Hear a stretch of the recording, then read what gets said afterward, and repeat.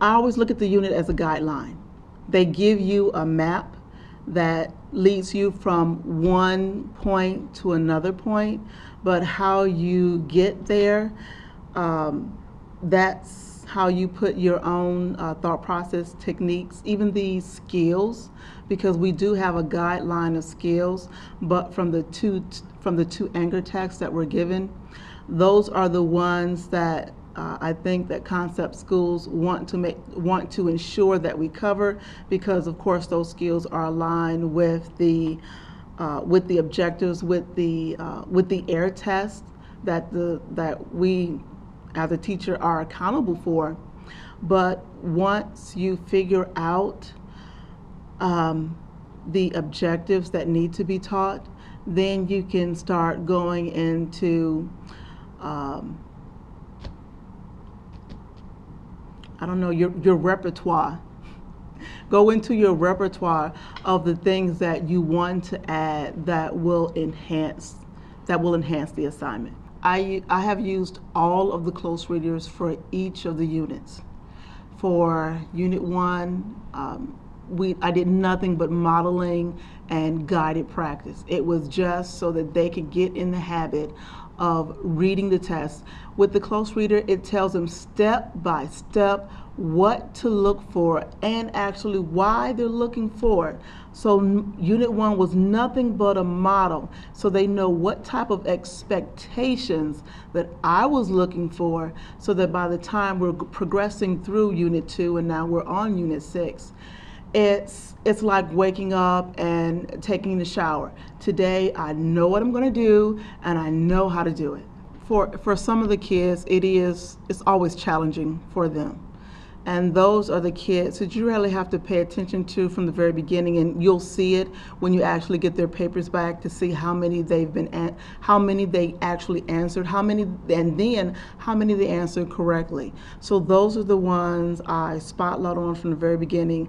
I'm going to go to that child while we're doing something independent. Okay, I need you to make sure, I need you to do 2 out of 5. I need you to do 3 out of 5, because I know that's challenging for that child. And when that child hits that 3 out of 5, I know that they're going to be successful. When they're successful, when they're more confident, the next time they are going to go for 4 out of 5, 5 out of 5, until we can get them caught up to the level of everyone else. Actually, I typically use at level. And then the things that we do in class, those are the things that I'll tweak it for my below level or high level kids. I always pick students who are the total range, low level and high level. While you were in class, you heard a few answers that weren't quite there, but those are the ones I still want them to answer so that I can get them in the right direction. And even the ones who are on level or high level, I want the students to hear them so they know where they can go, where they can get to after applying themselves. I love the structure, actually. The only thing I do want to add is more student samples. I know that we were just picking these new books, but there's not a lot of student samples that I've seen in different places that I've been, because the kids need that. Okay, I don't want this piece of paper. If I have this in my book, I can take it with me, or I can make more copies, because sometimes when you go online and find other student samples, you have to cut and paste to tweak it. But with the curriculum, since we do have a guided curriculum, it knows what specific skills that we want to see.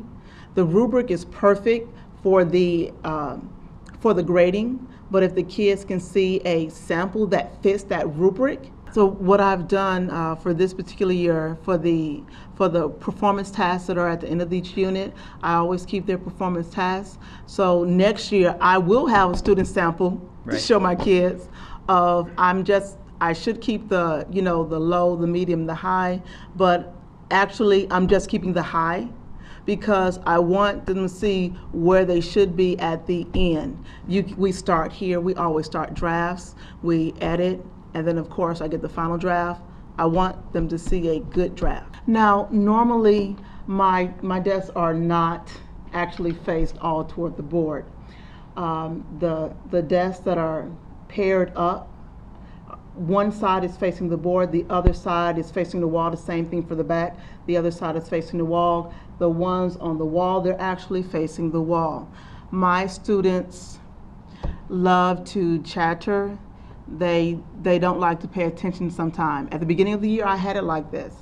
But for the last few weeks, especially within the school year, kids don't want to work as much because, they get that senioritis, is the only way you can call it.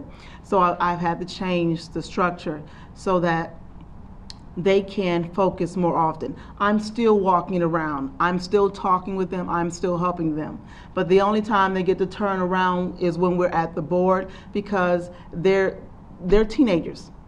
A lot of them are still centered on themselves, and I need them to center on the work. They can't learn if they're focusing on themselves. If they're focusing on their work, they're learning. It just takes time. We know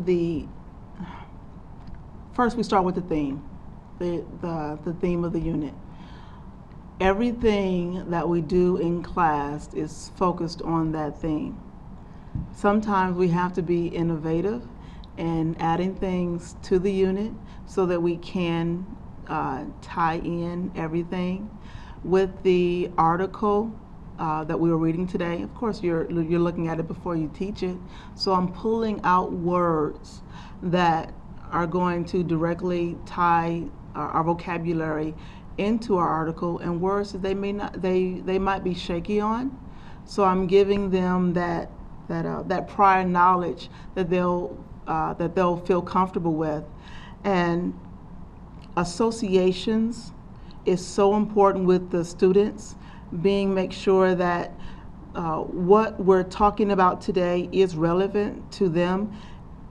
If you make anything relevant to the kids, you're going to pull them in. They'll be excited. I know that I don't necessarily have the top performers. I do have a lot of students who do not behave. So it's a challenge. In order for us to actually learn what's going on, I have to start with discipline. Every day when the students come in, they know my expectations. And we're going to make sure that the kids understand the expectations, understand the rules, so that we can learn. They're teenagers. They're going to do what teenagers do. They like to play around until it's serious. But learning is serious, and I want them to understand it. I think some of the kids think I'm strict, but I think all of them know that I'm fair. We're in this classroom to learn, so that's why in some instances I've had to change the structure of the classroom. I'm making sure that the students are learning the objectives that we're supposed to learn. Like I said, I do have, some of my kids have very low scores, but with structure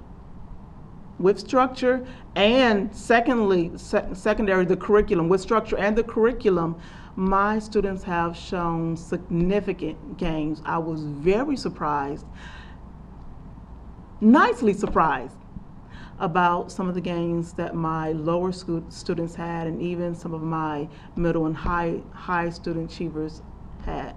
I'm very happy. There were significant gains from 1 to 2 grade levels, even 3 to 4 grade levels from our NWEA scores. And next week we take NWEA once again.